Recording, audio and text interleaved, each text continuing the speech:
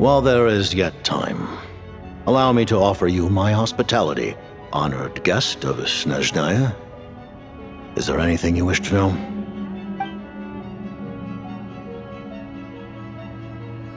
I remember hearing the term Mistleton from Columbina. Yeah! Paimon wanted to ask about that when the name came up just now. What is it? Paimon's heard of Project Stuja, but not this one. As you know, Project Stuja is a series of measures enacted to consolidate our nation's resources, the greater purpose of which is to serve Project Mistleton. Many of the things you have encountered thus far are essentially for the advancement of that project. This includes the Kuvaki Experimental Design Bureau in Notdry. Researching Kuvaki was merely a facade. Its core objective was to use local resources and research findings to build Mistleton itself. And that's a weapon built for the final battle against the Heavenly Principles, isn't it? Huh? How did you know that? I was given some intel, and I made some deductions. Wait. You must mean that thing over there. Oh, Paimon's gotta take a closer look at this thing. Especially after you guys sent so many people to Notdry to work on it. Kuvaki alone will not break through Celestia's defenses, let alone challenge the Heavenly Principles. The Heavenly Principles are no doubt accustomed to combating the power of the Light Realm, and elemental energy is simply the power of the human realm, converted to that form by the Heavenly Principles themselves. Any attempt to use this power against its creator would be a futile endeavor. For now, therefore, we have set our sights on the form of energy associated with the Third Descender and the Stellar Linchpins. This may hold the potential to allow Mistleton to contend with the Heavenly Principles. You could say that by reverse engineering the Stellar Linchpins to extract the energy within, we have obtained a source of anti-Celestia energy. The Kuvaki Experimental Design Bureau, Project Stuja, and the new energy experiments. Huh. So, Project Mistleton is what ties it all together. And it looks like your plan is almost complete.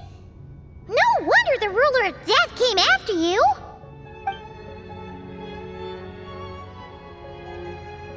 Her Majesty the Tsaritsa has embarked upon an expedition to vanquish a monster. Were it not for this, I imagine she would have been delighted to grant you an audience. Seems like the powers that be in Snezhnaya don't intend to hold my past conflicts with the Fatui against me. The Harbingers have been granted significant autonomy in retrieving the Gnosis. But by the same token, they do not completely represent Snezhnaya's official stance. You read my mind. Speaking of the Gnosis, Paimon's been dying to ask this question since forever. Why exactly does the Tsaritsa want to collect them? Is it something to do with the fight against the Heavenly Principles? The Gnosis will undoubtedly serve as a key bargaining chip when she confronts the Heavenly Principles. Beyond that, you had best ask the Tsaritsa herself. I am not sure if this information is mine to disclose. What do you mean, not sure? Don't you make the rules? You're the highest-ranking Harbinger! Ugh, never mind. Taking on the Heavenly Principles is something most people wouldn't even entertain in their wildest fantasies. Why is the Tsaritsa so fixated on this? Into that today, civilization is nothing but an illusion. Something whose very existence can be negated at any moment. Our civilization may very well be destroyed in the struggle, but as things stand, the Heavenly Principles could choose to negate our existence on a passing whim. And we must not sit back and accept that fate. Only by changing the state of affairs, only by overthrowing the Heavenly Principles, can our civilization truly be said to have taken root. Otherwise, The fate of the people of Conria and Hyperborea is a cycle doomed to repeat itself. Accepting potential destruction in return for getting to control your own fate. Furthermore, perhaps this is still somewhat difficult for you to understand. Are you aware that all the rules of this world are made up of curses? Huh? All of them? Paimon knows about the curse of death you mentioned, and the curse of immortality that you and Dainsleif have. Then, the birth of the Hilly Churls, the rules of Natlan's Ode of Resurrection, those are curses too? Farina's long life seems to stem from a curse placed on her by Focalor as well. Yes. Even a god's love for humanity is a curse the heavenly principles inflicted upon the gods. What? The Tsaritsa has always had ample reason to hate the heavenly principles. If she can seize their authority, she will reconstruct the entire world, and when that time comes, humanity will be completely liberated from curses and lies. Look forward to it. It will be a world beyond your imagination. Though the ordinary people of Snezhnaya may not understand these details, in this frigid land locked in a ceaseless struggle against the environment, in this nation to which the gods have never shown favor, we all believe that standing in solidarity with the Tsaritsa in our shared struggle will surely usher in a new and better world.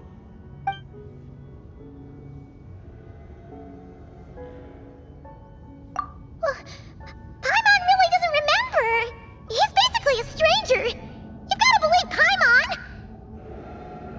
Allow me to explain. The reason Paimon reacted to the anti-Celestia energy developed by the Armory Palace is because she comes from Celestia herself. More specifically, she is one of its creations. Paimon? A creation of Celestia? Oh, right. I was blinded by anger earlier, but thinking back on it, Renova also said that Paimon is a creation of Celestia, but she lacks Celestia's power or authority. As you know, the lunar fragments in Nodcry were pulled down from the sky using Fatui technology. But the first application of this technology was in Conria over 500 years ago. I used this technology upon the heavens, and the response I received was none other than Paimon descending from Celestia. I presented her to the Vinster King, but he took no interest in this gift, nor did it satisfy him. Paimon then took up temporary residence in my palace until, of course, the arrival of the Cataclysm.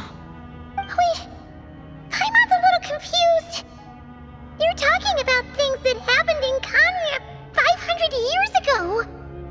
You're saying Paimon was there for that? But Paimon doesn't remember any of that. Falling from the sky, being given away as a gift, none of it. Having lived through the Cataclysm, perhaps you too were burdened with some manner of curse. Although, losing your memories would indeed be the smallest price I've ever seen paid. But it's not just her memory from Conria. Paimon doesn't even know how she spent the last 500 years. She only has memories from the past few years. No matter how hard she tries to remember. What was Paimon like back in Conria? Did she know a whole lot because she came from Celestia? Was she super smart? Unfortunately, when you arrived in Conria, your consciousness was like that of a newborn infant. None could say what kind of being you once were in Celestia. During the time you lived in Conria, your personality was no different from how it is now. Aw, man! become super smart is ruined before it could even start. You know, even though Paimon lost her memories, she still feels weirdly close to you for some reason. That must mean you took pretty good care of Paimon back then, huh? On the contrary, I completely ignored your existence. I was entirely focused on my struggle against Troptatyr the Wise.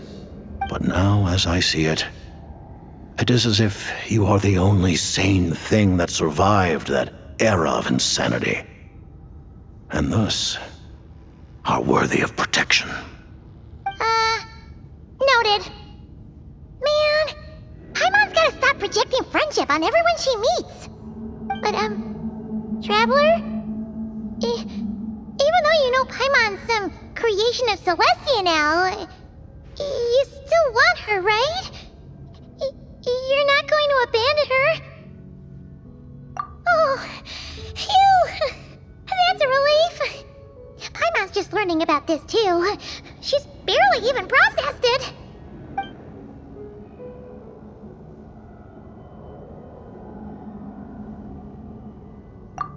Thank you for telling me so much. I'm a bit surprised, honestly. I didn't expect you to be quite so transparent with me. Given the circumstances, the Fatui need not hide anything from our allies. Allies? To advance Project Mistleton, we must first resolve our issue with the Ruler of Death. And if I presume correctly, you have no intention of letting her actions go unpunished either, do you? That's right. Ever since she said she intends to reclaim Paimon when we next meet, I figured reconciliation was out of the question. Against an opponent of this caliber, deliberating over our allegiances would waste time we do not have. We must join forces unreservedly with whomever we can, if we are to stand anything like a fighting chance. You're going to challenge the Ruler of Death? Just for Paimon? But Paimon's only... Thank you! Oh, thank you! Oh, gee! Now Paimon doesn't even know what to say! Anyway, Paimon's super touched! The Tsaritsa will return in triumph in short order, and the Fatui shall hold internal discussions regarding the enemy. The time for us to meet again will come very soon. Got it. Thanks for your help with Paimon. I'll be sure to look after her for you. There was just one other thing. Well, it's just a request, really. Paimon really wants to see what this Mistleton thingy you're gonna use against the Heavenly Principles looks like. Of course, Paimon knows it's top secret and stuff, but she just had to ask. It's okay if the answer's no. Certainly you may.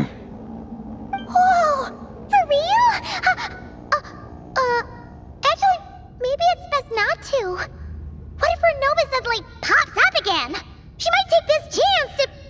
While the technology is not yet fully developed, it has nevertheless reached the stage where Celestia's creations are unable to damage it. In that regard, you may rest assured. Oh. Wow. No wonder Paimon felt so out of sorts recently, even though it was super far away. Alright then. Paimon's ready to take a sneaky peek at this top secret super weapon.